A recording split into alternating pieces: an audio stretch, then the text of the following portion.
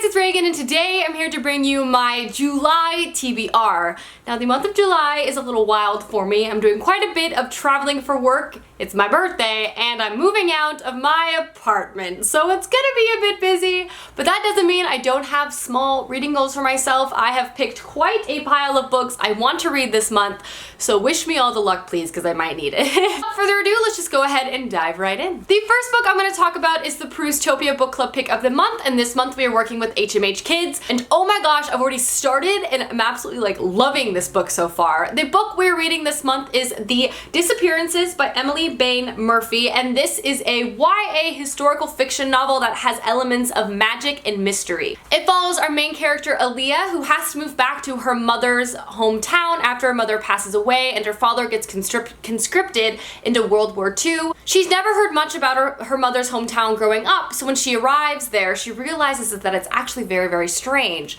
And she soon discovers that it is a place that has disappearances happen to it every 7 years.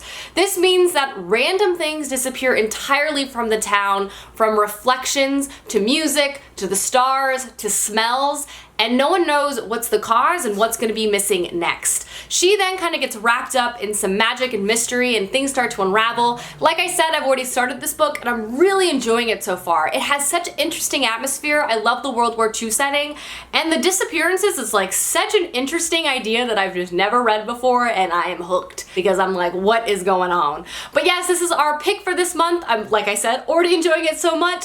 So yeah, if you guys are interested, I would love for you to read along. The next book I want to get to this month is Walk on Earth, A Stranger by Ray Carson. As you guys may or may not know, I marathoned the Girl of Fire and Thorn series by Ray Carson last month.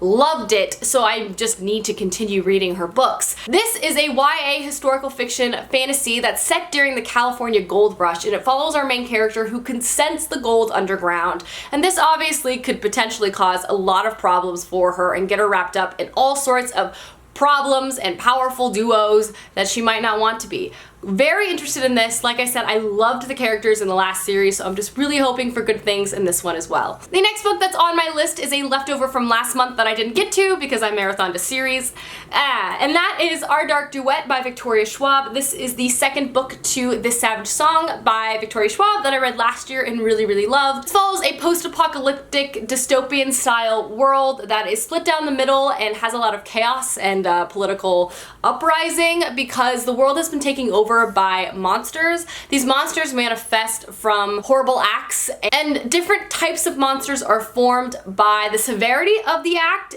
And we follow two characters that live within this world. They're both very gray, and I loved the first one. And the back of this says, the world is breaking and so are they, and I'm dying to know what is happening next. The next book I want to read this month was sent to me for review by Simon & Schuster, who I'm also working with for this video, and that is First We Were Four by Alexandra Surowe, and I am so pumped about this book. This sounds so creepy and just super dramatic and just page-turning drama. This is set in a small coastal town, and it follows four friends who make a secret society that is supposed to be about like love and supporting each other and shared secrets and fun. However, the secret society starts ballooning out of their control as more and more people want to get in. It transforms from pranks and fun memories to revenge and rebellion and like death, and it just sounds like, what? This just sounds like a dark and mysterious YA novel that has a lot of eerie twists and turns. I am looking forward to this a lot, so I will be telling you my thoughts for this book at the end of the month. The next book that is on my list is The Poison Study by Maria V. Snyder. This is one of the top books I really wanted to get to this summer, and after loving The Girl of Fire and Thorns, I want to continue rereading some fantasy I haven't read for a long time. Again, I feel like I've said this a lot, a bit of a broken record, but this is a series I've been really wanting to dive into. It's a long one, and this is the first book to the Study trilogy within Maria V. Snyder's very long line of books. This follows our main character who basically gets out of prison by making a bargain to be the king's food taster, which is a very dangerous job. After that, she discovers that she has some magical abilities, and drama starts from there. I really want to read this. Please hold me to it. I'm gonna read this month. The next book I really want to get to is Shadowfell by Juliette Marillier. Juliette Marillier is an author I've been meaning to read for a long time, and this is her YA novel. Again, this follows our main character who is an orphan, who's kind of very much down on her luck and looking to find protection from the world. And And she joins this rebellion group that's fighting against a tyrannical king. Joins it in hopes of finding allies who can help protect her against getting arrested because she's showing to have some magical abilities that will basically get her arrested on sight. This just sounds like a classic type of fantasy story that I love, so I'm hoping for really good things as I've heard such wonderful things about this author. The last book I have planned this month is, you guessed it, another fantasy book. I am predictable in that way, and that is Serafina by Rachel Hartman.